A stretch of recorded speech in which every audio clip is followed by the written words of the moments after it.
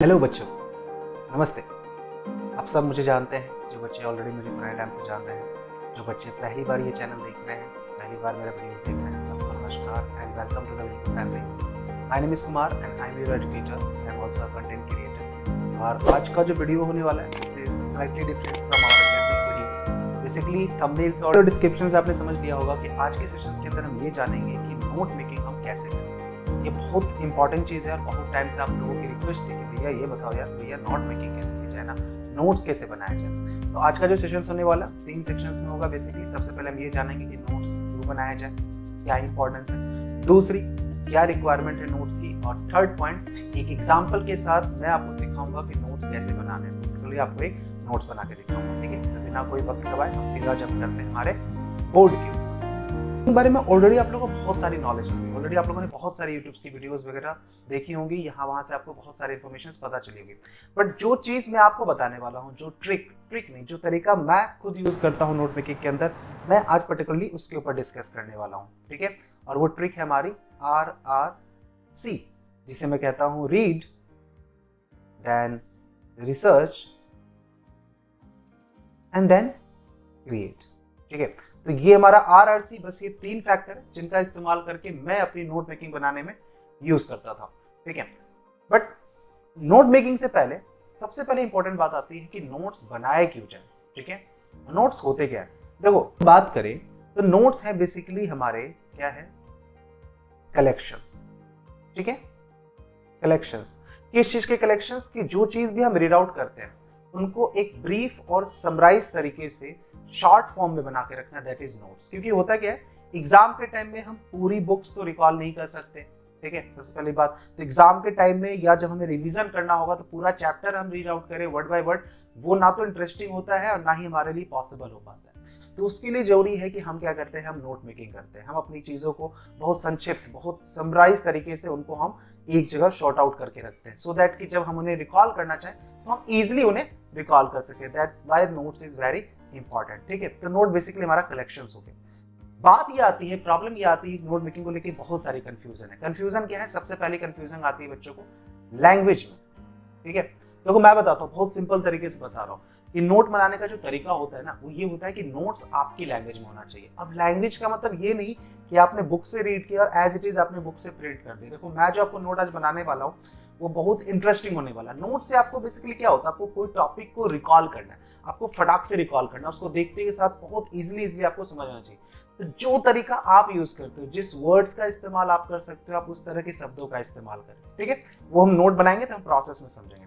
दूसरा है हमारा रिक्वायरमेंट। अगर हम रिक्वायरमेंट की बात करते हैं नोट मेकिंग के, रिक्वायरमेंट बहुत सिंपल है। देखो हमारे पास बुक्स होती है, ठीक है। बुक्स तो ऑलरेडी आपके पास अवेलेबल होती है, बट और आपके पास पेन और कॉपी तो है ही, कोई दिक्कत नहीं है। यहाँ पे मैं कहूंगा कि जब आप पेन सिलेक्शंस की बात करते हो तो थोड़े से ना कलरफुल पेन का इस्तेमाल करो, ठीक है।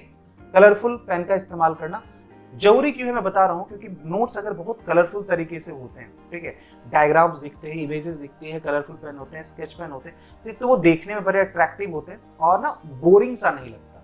सिंपल अगर आपका ब्लैक एंड व्हाइट टाइप का होगा तो नो डाउट वो बोरिंग लगता ही लगता है। तो इसीलिए कलरफुल पेन का आप इस्तेमाल कीजिए, बहुत सिंपल है। अच्छा, उसके बाद आती है 2 चीजें। यहाँ पे एक चीज सवाल और आता है कि आजकल डिजिटल टाइम पीरियड में, एक तो देखो जैसे मैं जो आपको नोट बना के दिखाने वाला हूँ वो नो डाउट डिजिटली है, ठीक है, मैंने कोई पेन कॉपी पे नहीं बनाया। लेकिन दूसरा आपका पेन और कॉपी जो हमारा ट्रेडिशनल मेथड है, मैं कहूंगा कि अभी आप सिर्फ पेन कॉपी वाले मेथड का इस्तेमाल करो, ठीक है। आप कॉपी पे ही लिखो, क्योंकि इससे क्या होगा, इससे एक तो आपकी राइटिंग इंप्रूव होती है, फर्स्ट थिंग, क्योंकि अभी आपको थ्योरेटिकल पेपर्स करने हैं, ठीक है, कॉलेज तक आपको थ्योरेटिकल पेपर्स करने हैं, तो नो डाउट आपको तब तक आपकी राइटिंग इंप्रूव होती है, so that will help you, ठीक है। और साहो अगर आप चाहते हो तो आप डिजिटली भी नोट्स बना के रख सकते हो, अगर आप पेपर सेव करना चाहते हो वो आपके ऊपर है। बट मैं सजेस्ट करूंगा कि पेन कॉपी जो ट्रेडिशनल मेथड है उसी मेथड का आप यूज करो, ठीक है। तो रिक्वायरमेंट बस हमारी इतनी है।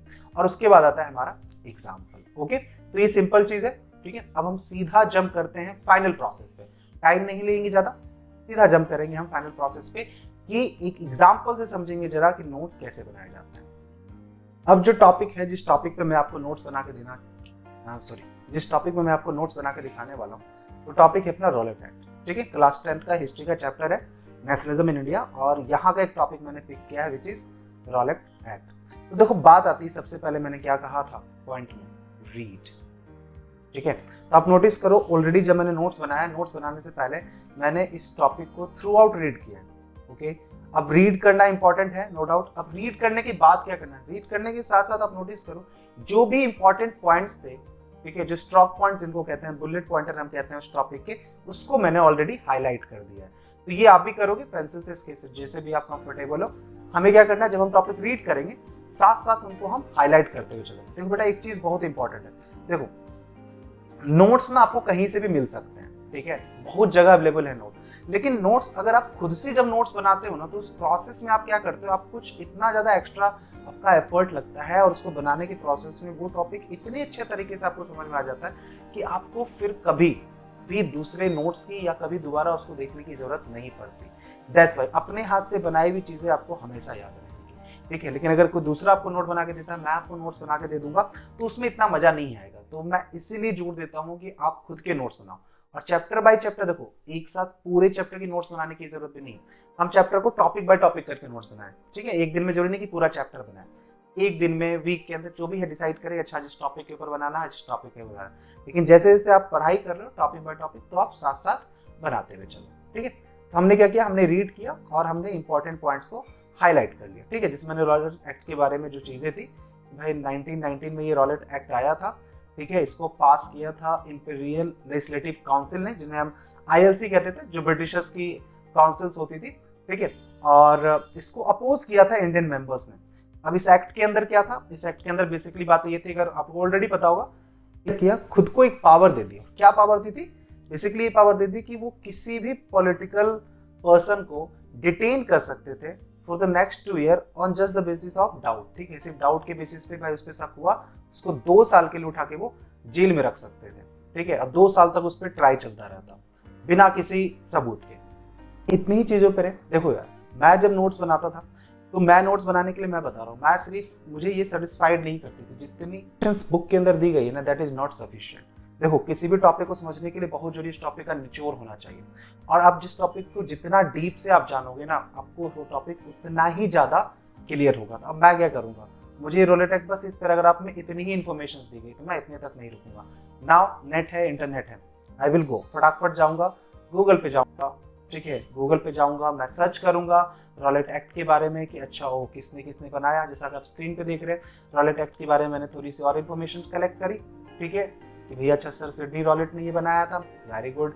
उसके बाद रॉलेट एक्ट के अंदर क्या क्या बातें थी, कुछ और तो मैं इसके यहाँ से निकाल सकता हूँ, नेट से मैं वो फैक्ट निकालूंगा, है ना, मैं वो सारी इन्फॉर्मेशन यहाँ पे कलेक्ट करूंगा, ठीक है। मैंने ये कलेक्ट कर लिया, चलिए वेरी गुड। अब क्या करना है, अब ये करना है, अब आता है फाइनली, हमने रीड कर लिया, हमने रिसर्च कर लिया, अब आता है सीधा हम चलेंगे इसे क्रिएट करने का। फाइनल आता है हमारा क्रिएट करना। So here it is, okay, ये है रॉलेट एक्ट। जितनी इन्फॉर्मेशन थी एक छोटे से पैराग्राफ से मैंने आपको दिखाया कि रॉलेट एक्ट कैसे होगा। अब आप नोटिस करो कि मैंने यहाँ पे क्या क्या पॉइंट लिखा है, ठीक है। जैसे कि सबसे पहले मैंने यहाँ पे ये बताया कि रॉलेट एक्ट एक्चुअली में दिया किसने था। अब देखो, बुक के अंदर ये इन्फॉर्मेशन नहीं थी, बुक के अंदर उन्होंने नहीं बताया था। तो नाम आता है पर्सन का, सर सिडनी रॉलेट, है ना, सब इसी का किया हुआ है।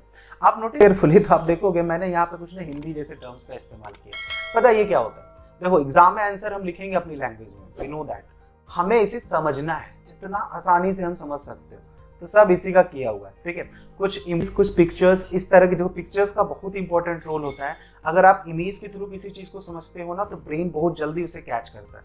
तो मुझे ध्यान रहेगा सर सिडनी रॉलेट के बारे में कि भाई सब इन्हीं का किया धरा था, ठीक है। आया कभी एक्ट, ये एक्ट आया हमारा आया आपका 18 मार्च 1919 में, ठीक है, 18 मार्च 1919 को आया, ठीक है। तो वहां पे सिर्फ 1919 था, मैंने गूगल किया तो मुझे 18 मार्च के बारे में पता चल गया। अच्छा, और इन्फॉर्मेशन मुझे क्या पता चली, जैसे इस एक्ट का पहला नाम जो था, रॉलेट एक्ट से पहले इसका नाम था anarchical and revolutionary crime act, ये नाम पहले दिया गया, बाद में इसे बदल के रॉलेट एक्ट में कन्वर्ट किया गया, ठीक है।